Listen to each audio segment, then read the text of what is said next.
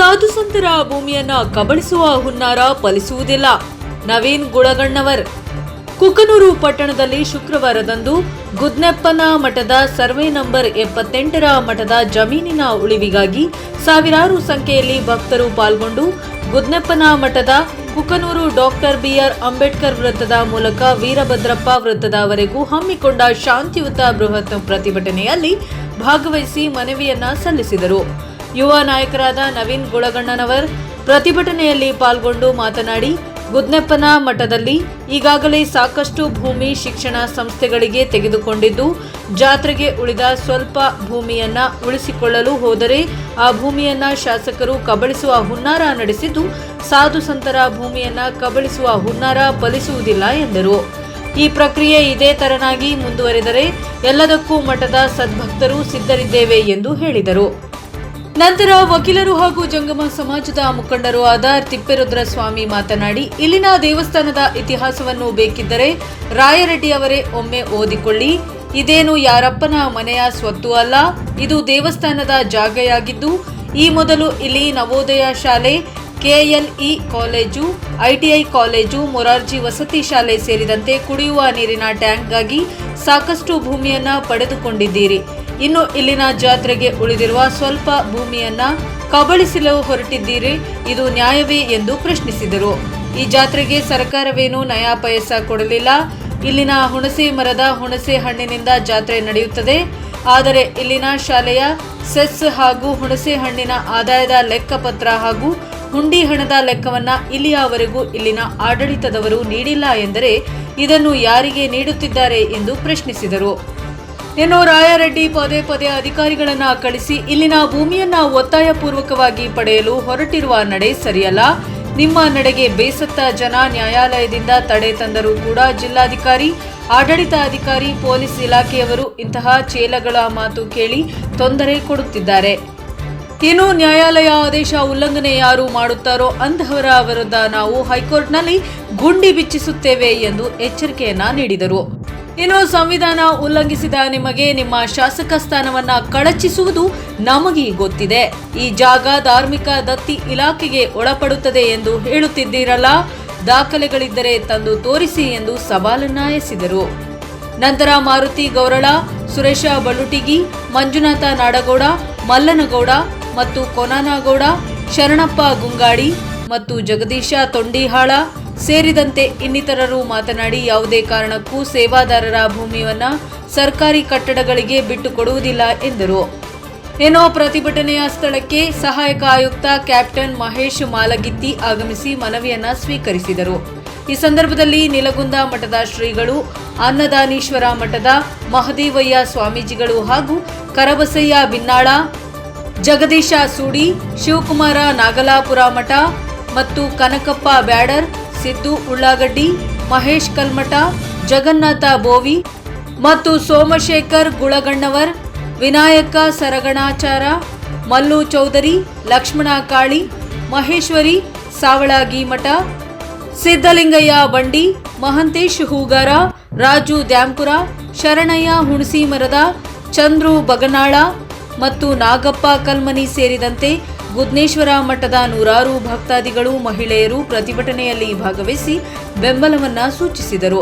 ವರದಿ Chennaiah Hiremath, Kukanur, NKS TV, Koppal.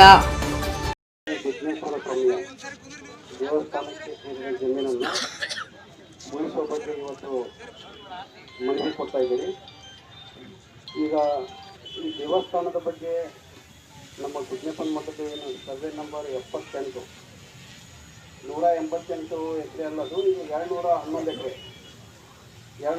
ಎಕರೆ ಇದೆ. So ಇದಕ್ಕೆ ಅಗೇನೆಸ್ಟ್ ಆಗಿ ಯಾರೂ ಇಲ್ಲ, ಯಾವ ಅಧಿಕಾರಿಗಳಿಲ್ಲ, ಯಾರೂ ಇಲ್ಲ.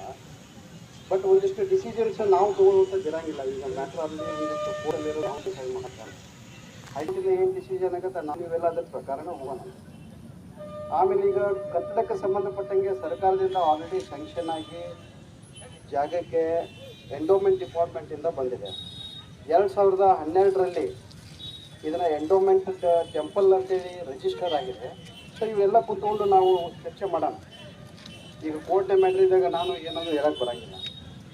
ಈ ಒಂದು ಎಂಡೋಮೆಂಟಿಗೆ ರಿಜಿಸ್ಟರ್ ಆದಮೇಲೆ ತಹಶೀಲ್ದಾರರು ಇದಕ್ಕೆ ಅಧ್ಯಕ್ಷರಿರ್ತಾರೆ. ಅವರಿಗೆ ಕಾನೂನಾತ್ಮಕವಾಗಿ ಅಧಿಕಾರ ಕೊಟ್ಟಿರ್ತಾರೆ. ಸೊ ನಾವು ಸುಮ್ಮನೆ ಈಗ ಏನು ಮಾತಾಡೋಕ್ಕಿಂತ ನಾವು ಒಂದು ಹಿರಿಯರು ಒಂದು 10 ಜನ ಕುಂತು ಇದನ್ನು ಚರ್ಚೆ ಮಾಡಿ ಒಟ್ಟಾರೆ ಈ ದೇವಸ್ಥಾನ ಮತ್ತು ಇದು ಸರ್ವೆ ನಂಬರ್ 78 ಉಳಿವಿಗಾಗಿ ಏನು ಮಾಡಬೇಕು ಅನ್ನೋದ್ರ ಬಗ್ಗೆ ನಾವು ಕ್ರಮ ತೆಗೆದುಕೊಳ್ಳೋಣ. Thank you. ಅದೇ ಟ್ರಂಪ್ ಇವತ್ತು ನಮ್ಮ ಮೇಲೆ ದಬ್ಬಾಳಿಕೆ ಮಾಡ್ತಾ ಇದ್ದಾರೆ, ದೌರ್ಜನ್ಯ ಮಾಡ್ತಾ ಇದ್ದಾರೆ. ಈ ದೌರ್ಜನ್ಯ ದಬ್ಬಾಳಿಕೆ ಮಾಡೋದಿಲ್ಲ, ನಾವು ಯಾವತ್ತೂ ಪ್ರಾಣಕ್ಕೆ ಎದುರೋದಿಲ್ಲ. ಭಗವಂತ ಕೊಟ್ಟಿರ್ತಕ್ಕಂಥ ಈ ಜನ್ಮ, ಇಲ್ಲಿ ಶ್ರೀಗಳಿದ್ದಾರೆ, ಅವ್ರು ತಮಗಾಗಿ ಏನೂ ಮಾಡ್ಕೊಳ್ಳೋದಿಲ್ಲ. ಎಲ್ಲರೂ ಮಾಡ್ಕೊಳ್ತಾ ಇರ್ತಕ್ಕಂಥದ್ದು ಈ ಭಕ್ತರಿಗಾಗಿ, ಭಕ್ತರ ಅಭಿವೃದ್ಧಿಗಾಗಿ. ಇವತ್ತು ನಮ್ಗೆ ಆ ಭೂಮಿ ಉಳಿಸಿ ಅಂತ ಬೇಡ್ಕೊಳ್ತಾ ಇದ್ದಾರೆ. ನಮ್ಮ ತಾಯಿಯಂದ್ರು ಎಲ್ಲರೂ ಕೂಡ ಸೇರೆಗೊಡ್ಡಿ ಬೇಡ್ಕೊಳ್ತಾ ಇದ್ದಾರೆ. ಸೇರೆಗೊಡ್ಡಿ ಬೇಡ್ಕೊಂಡಿದ್ದಾರೆ ಅಂದ್ರೆ ಸನ್ಮಾನ್ಯ ಶಾಸಕರೇ ಅರ್ಥ ಮಾಡ್ಕೋಬೇಕು. ಪ್ರತಿಷ್ಠೆ ಇದ್ರೆ ರಾಜಕಾರಣದಲ್ಲಿ ಮಾಡೋಣ ನಾವು ನೀವು. ಇವತ್ತು ಭಕ್ತರಲ್ಲೇ ಧಾರ್ಮಿಕ ಭಾವನೆ ಮೇಲೆ ಧಕ್ಕೆ ಎತ್ತತಕ್ಕಂಥ ಕೆಲಸ ಮಾಡಿ ಇವತ್ತು ತಾಲೂಕಾಡ ನಿಜವಾಗ್ಲೂ ಕೇಳಿದ್ರೆ ನಮ್ಗೆ ನೋವಾಗುತ್ತೆ.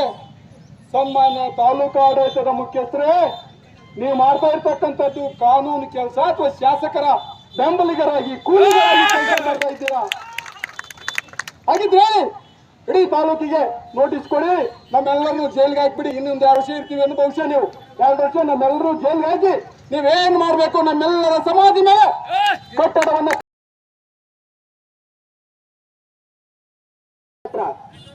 5 ವರ್ಷ ನಾವು ಕೊಟ್ಟ ಭಿಕ್ಷೆ ಅದು ನಿನಗೆ.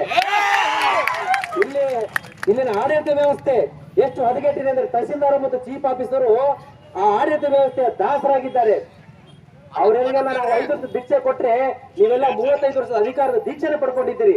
ಸ್ವಲ್ಪ ನಾಚಿಕೆ ಬೇಕು ನಿಮಗೆ.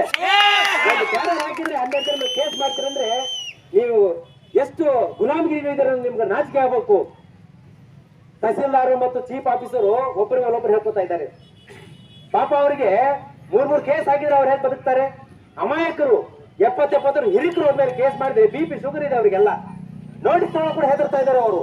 ಅಂತ ಅಮಾಯಕರ ಮೇಲೆ ದೌರ್ಜನ್ಯ ತೋರ್ತಾ ಇದ್ದಾರೆ. ನಾಚಿಕೆ ಆಗಲ್ಲ ನಿಮ್ಗೆ?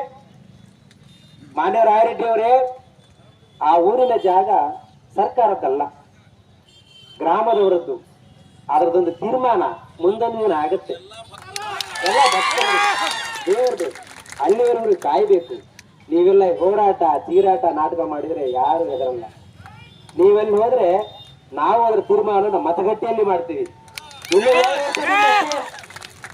ವರ್ಷ ಇಡೀ ಕರ್ನಾಟಕದ ಜನ, ಯಲಬುರ್ಗಾ ತಾಲೂಕಿನ ಜನ, ಕೊಪ್ಪಳ ಜನ ಎಲ್ಲ ನೋಡ್ತಾ ಇದ್ದಾರೆ. ಕೇವಲ ಗುದ್ದಪಡದವರ ಆಸ್ತಿ ಅಲ್ಲದು, ಲಕ್ಷಾಂತರ ಕೋಟ್ಯಾಂತರ ಭಕ್ತರ ಆಸ್ತಿ. ಅವನು ದೇವಾಲಯರು ನಮಗೆ ಕೊಡ್ರಿ ಅಂತ ಕೇಳ್ತಾ ಇಲ್ಲ. ಅವ್ರೇನಾದ್ರು ಸ್ವಾರ್ಥಿಗಳಾಗಿದ್ರೆ ನಾನು ಸಪೋರ್ಟ್ ಮಾಡ್ತಾ ಇರ್ಲಿಲ್ಲ. ಅವ್ರೇನ್ ಹೇಳ್ತಾ ಇದಾರೆ, ನಾವು ಕೇವಲ ಹೊಟ್ಟೆಪಾಡಿಗೆ ಉಳ್ಮೆ ಮಾಡ್ತೀವಿ, ಆ ಗುದ್ದಪದರ ಸೇವೆ ಮಾಡ್ತೀವಿ ಅಂತ ಹೇಳ್ತಾ ಇದ್ದಾರೆ. ಅಂತ ತ್ಯಾಗ ಭಾವ ನಿಮ್ಮಲ್ಲಿ ಇದ್ದಿದ್ರೆ ಇಷ್ಟೆಲ್ಲ ಆಗ್ತಿರ್ಲಿಲ್ಲ. ಹೀಗಾಗಿ ಬಹಳ ಜನ ಮಾತಾಡಿದ್ದಾರೆ. ಮನುಷ್ಯ ಅಲ್ಲ,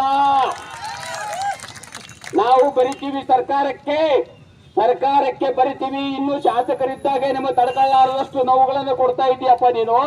ಮಂತ್ರಿಯಾಗಿ ಇನ್ನೆಷ್ಟು ನೋವನ್ನು ಕೊಡಬಹುದು ಅಂತಕ್ಕಂಥದ್ದು ಜನರಿಗೆ ಭಯ ಬಂದಿದೆ ಜನರಿಗೆ. ನಿನ್ನಿಂದ ಭಯ ಬರಬಾರದು, ಪ್ರೀತಿ ಬರಬೇಕು ಜನ. ಅಪ್ಪ ನಮ್ಮಪ್ಪ ಎಂತಪ್ಪ, ಇಂಥ ಒಬ್ಬ ಮಂತ್ರಿ ನಮ್ಮ ನಾಡಿಗೆ ಬಂದ, ನಮ್ಮ ಊರಿಗೆ ಬಂದ, ನಮ್ಮ ಊರಿನ ಸರ್ದಾರ, ಬಡವರ ಬಂದು ಕಟ್ಟ ಕಡೆಯ ಮನುಷ್ಯರ ಕಣ್ಣೀರು ಒರೆಸುವಂತ ಒಬ್ಬ ನಾಯಕ ಅಂತ ಜನ ನಿನ್ನ ಮೆಚ್ಕೊಳ್ಬೇಕು. ಆದ್ರೆ ಕಣ್ಣೀರನ್ನು ತರಿಸುವಂತ ಮಂತ್ರಿ ಆಗಬಾರದು ಅಂತ ನಾನು ನಿನ್ನಲ್ಲಿ ವಿನಂತಿ ಮಾಡ್ಕೊಳ್ತಾ ಇದ್ದೀನಿ. ಜನರ ಕಣ್ಣಲ್ಲಿ, ಭಕ್ತರ ಕಣ್ಣಲ್ಲಿ, ಅಲ್ಲಿ ಪುಣ್ಯ ಪಡೆದವರ ಕಣ್ಣಲ್ಲಿ ನೀರು ತರಿಸುವ ಕೆಲಸವನ್ನ ನೀನು ಮಾಡಬೇಡ. ವೈಯಕ್ತಿಕವಾಗಿ ರಾಯರೆಡ್ಡಿ ಬಗ್ಗೆ ನನಗೆ ತುಂಬಾ ಗೌರವವಿದೆ, ವೈಯಕ್ತಿಕವಾಗಿ ಅಧಿಕಾರಿಗಳ ಬಗ್ಗೆ ತುಂಬಾ ಗೌರವವಿದೆ. ಯಾರು ನಮ್ಮ ಮನೆಯನ್ನ ಮಠವನ್ನ ಬೀಗ ಹಾಕಾರು, ಯಾರು ಪ್ರಭುಲಿಂಗ ಸ್ವಾಮಿಗಳಿಗೆ ಬೀಗ ಹಾಕಿದ್ರು ಅಂತ ಹೇಳಿದ್ರು, ಹಾಕಿದ್ರು ಅಂತ ಹೇಳಿದ್ರು, ಸುಮ್ಮನಿರ್ರಿ. ಬೀಗ ಯಾವನ ಆಗ್ತಾನ ಅವ್ನು ಫೋಟೋ ತಗೊಂಬರ್ರಿ. 24 ತಾಸಿನಾಗ ಅವನ ಆಫೀಸ್ ಬೀಗ ಹಾಕನ್ ನಾವು. 24 ತಾಸಿನಲ್ಲಿ ಅವನು ಬೀಗ. ನಮ್ಮ ಮನೆಯ ಜಪ್ತಿ ಮಾಡಿದವನಿಗೆ ಮರಿ ಜಪ್ತಿ ಮಾಡುವ ತಾಕತ್ತು ನಮಗಿದೆ ಅಂತಕ್ಕಂಥದ್ದು ನೀವು ಅರ್ಥ ಮಾಡಿಕೊಳ್ಬೇಕು ಬಂಧುಗಳೇ. ನೀವು ಕೈ ಹಾಕಬೇಡಿ, ಯಾರ ಮಾತು ಕೇಳಿ ಅಧಿಕಾರಿಗಳೇ. ನಿಮಗೆ ನಾನು ಹೇಳ್ತಾ ಇದ್ದೀವಿ, ನಮ್ಮ ಜಿಲ್ಲೆ ಅಲ್ಲ ಇದು, ಒನ್ಲಿ ಕುಕನೂರಿಗೆ, ಗುದ್ನಪ್ಪ ಮಠಕ್ಕ, ಯಲಬುರ್ಗಕ್ಕ ಸಂಬಂಧಪಟ್ಟದ್ದಲ್ಲ. ಇಡೀ ಕೊಪ್ಪಳ ಜಿಲ್ಲೆಗೆ ಕ್ರಾಂತಿ ಆಗ್ತದೆ. ಗಂಗಾವತಿಯಲ್ಲೂ ಕೂಡಿದರ ಪರವಾಗಿ ಹೋರಾಟವನ್ನ ಮಾಡ್ತೇವೆ, ಜಿಲ್ಲಾ ಮಟ್ಟದಲ್ಲಿ ಹೋರಾಟವನ್ನ ಮಾಡ್ತೇವೆ, ಇದನ್ನು ರಾಜ್ಯದ ಕಡೆಗೆ ಒಯ್ತೇವೆ. ವಿಧಾನಸಭೆಗೆ ಒಳಗೂ ಹೊರಗೂ ಒಂದು ಕ್ರಾಂತಿ ಮಾಡುವಂತ ಕ್ರಾಂತಿಯನ್ನ ತೆಗೆದುಕೊಂಡು ಹೋಗ್ತೇವೆ. ಈ ಮಾಡ್ಬೇಕಾದಂತವ್ರು ಜನರಿಗೆ ಯಾವ್ದು ಬೇಕು ಯಾವ್ದು ಬೇಡ ಅನ್ನೋದನ್ನ ನಾವು ತಿಳ್ಕೊಳ್ಬೇಕು. ಒಮ್ಮೆ ಜನರಿಗೆ ಬೇಡ ಅಲ್ಲಿ ಏನೋ ತೊಂದರೆ ಆಗುತ್ತೆ ಅಂದಾಗ ಒಂದು ಹೆಜ್ಜೆ ಹಿಂದೆ ಸರಿದು ಮತ್ತೆ ಬೇರೆ ಕಡೆ ನೋಡುವಂತ ವಾತಾವರಣ ಇರಬೇಕು. ಅದನ್ನ ಬಿಟ್ಟು ಯಾರು ನಾಲ್ಕು ಮಂದಿಗಳನ್ನ ಹಚ್ಚಿ ಪ್ರತಿಭಟನೆ ಮಾಡೋದು ಅಲ್ಲ. ಪ್ರತಿಭಟನೆ ಯಾಕೆ ಅರೆ ಈಗಾಗಲೇ ನೀವು ಆಡಳಿತ ತಾಲೂಕು ಆಡಳಿತದಿಂದ ನೀವು ಮಾರ್ಗದಲ್ಲಿ ಹೋಗಿರಿ ಆಗ್ಬಾರ್ದು ಅಂತ ಅವ್ರು ಹೋಗ್ಯಾರ. ಕೋರ್ಟ್ ನಲ್ಲಿದೆ ಆಗ್ತದ. ನಮ್ಮೆಲ್ಲರಿಗಿಂತ ದೊಡ್ಡದು ಯಾವುದು? ನ್ಯಾಯಾಲಯ. ನ್ಯಾಯಾಲಯದಾಗ ಆಯ್ತದ. ನಮ್ಮ ಹೋರಾಟ ಮಾಡಿರ್ತಾರ. ಇಲ್ಲಿ ಅನೇಕ ವಕೀಲರು, ಜಗತಿ ವಕೀಲರು ಇದ್ದಾರೆ, ಮೈಸೂರಿ ಮೇಡಮ್ ಅವರು ಇದ್ದಾರೆ, ಅನೇಕ ವಕೀಲರು ಇದ್ದಾರೆ. ರೈತರ ಪರವಾಗಿ ನ್ಯಾಯಾಲಯದಲ್ಲಿ ಏನ್ ಆಗುತ್ತೋ ಅದಕ್ಕೆ ನಾವು ಬರ್ತದೆ ಅಂತೇಳಿ ಹೇಳ್ಯಾರ. ಮತ್ತು ಇಷ್ಟೆಲ್ಲ ಹೇಳಿ ಇಷ್ಟೆಲ್ಲ ಹೇಳಿದ್ರು ಅಲ್ಲಿ ಸ್ಟ್ರೈಕ್ ಮಾಡೋದು ಗೊತ್ತಿರುತ್ತೆ. ಆಮೇಲೆ ಮಾತಾಡೋರಿಗೆ ಮಿತಿ ಇರ್ಬೇಕ. ನನಗೆ ಅವ್ರು ಮಾತಾಡೋ ಮಾತು ಕೇಳಿದ್ರೆ ಬಹುಶಃ ಒಂದು 100 ವರ್ಷ ಎಲ್ಲರೂ ಅಧಿಕಾರದಾಗ ಇರ್ತಾರ ಅವ್ರು ಅಂತ. ಅಲ್ಲ ಒಂದ್ ಪೀರಿಯಡ್ ಎಲ್ಲರೂ 100 ವರ್ಷ ಐತಲ್ಲ, ಒಂದ್ ಪೀರಿಯಡ್ 5 ವರ್ಷ ಅಲ್ಲ. ಯಾರೇ ಮಾತಾಡ್ಲಿ, ಯಾರೇ ಅಧಿಕಾರ ಮಾಡ್ಲಿ, ಹಿರಿಯರು ಹೇಳ್ತಾರೆ ಅಧಿಕಾರ ಬಂದಾಗ ಅರಿತು ನಡೆ ಅಂತ ಹಿರಿಯರು ಹೇಳ್ತಾರೆ. ಆದ್ರೆ ನಿಮಗ ಅರಿವಿನ ಜ್ಞಾನದ ಇಲ್ಲ. ಅಧಿಕಾರದ ಮದ ತೆರಿಗೆ ಏರ್ಬಿಡುತ್ತೆ ನಿಮಗೊಂದು. ಏನಾದ್ರೂ ನಮ್ ಜನ ಆಯ್ಕೆ ಮಾಡ್ತಾರ ಅನ್ನೋ ಭ್ರಮೆ ಒಳಗೆ ನೀವು ಅದಿರಿ. ಇಂಥ ಭ್ರಮೆಯಿಂದ ನೀವು ಹೊರಗೆ ಬರಬೇಕು. ಇಂಥ ಭ್ರಮೆ ವಾತಾವರಣದಿಂದ ನೀವು ಹೊರಗೆ ಹೋಗ್ಬೇಕು. ಮತ್ತು ತಾಲೂಕು ಆಡಳಿತದಲ್ಲಿರುವಂಥ ತಹಸೀಲ್ದಾರ್ ಅವರಿಗೆ ನಾನು ಮನವಿ ಮಾಡ್ಕೊಳ್ತೇನೆ, ದಯಮಾಡಿ ನಾವು ರಾಜಕಾರಣಿಗಳು ನಾವು ಹೇಳ್ತೀವಿ, ನಮ್ಮ ಸ್ವಾರ್ಥಕ್ಕೆ ನಾವು ಏನಾದ್ರೂ ಹೇಳ್ಕೊಳ್ತೇವೆ. ನಮಗೆ ಇವಾಗ ಬೇಡ ಏನಾದ್ರೂ ನಾವು ತಲೆ ಹಾಕುವಂತ ಪೊಲೀಸರಿಗೆ ನಾವೇ ಹೇಳ್ತೀವಿ. ಆದ್ರೆ ಪೊಲೀಸರು ತಿಳ್ಕೊಬೇಕು ಇದು ನ್ಯಾಯತ್ವ ರೈತೋ ಇಲ್ಲ ಅನ್ನೋದನ್ನ ನೀವು ಅರ್ಥ ಮಾಡ್ಕೊಳ್ಬೇಕು. ನೀವು ತಿಳ್ಕೊಳ್ಬೇಕು. ಪ್ರಜ್ಞೆ ಅಂತ ನೀವು ಕಲಿತು ಬಂದಿರಿ. ನೀವು ಹುದ್ದೆಗೆ ಬರಕ್ಕೆ ರಂಗ ಬಂದಿಲ್ಲ. ನೀವು ಜ್ಞಾನ ಅಂತೀರಿ. ನೀವು ಸಮಾಜದಲ್ಲಿ ಎಲ್ಲ ಜ್ಞಾನ ತೆಗೆದುಕೊಂಡು ಬಂದಿರ್ತೀರಿ. ನೀವು ಯಾರೋ ಒಬ್ಬ ರಾಜಕಾರಣಿ ಹೇಳ್ತಾರೆ ಅಂದ್ಕೊಡ್ಲಿ ಅವ್ರು ಹೇಳ್ದಂಗೆ ಮಾಡೋದಲ್ಲ. ಯಾಕಂದ್ರೆ ಆಡಳಿತ ಒಮ್ಮೆ ಹಿಂಗಾಗುತ್ತೆ, ಒಮ್ಮೆ ಹಂಗೋಗುತ್ತೆ. ನೀವು ತಿಳ್ಕೊಳ್ಬೇಕು.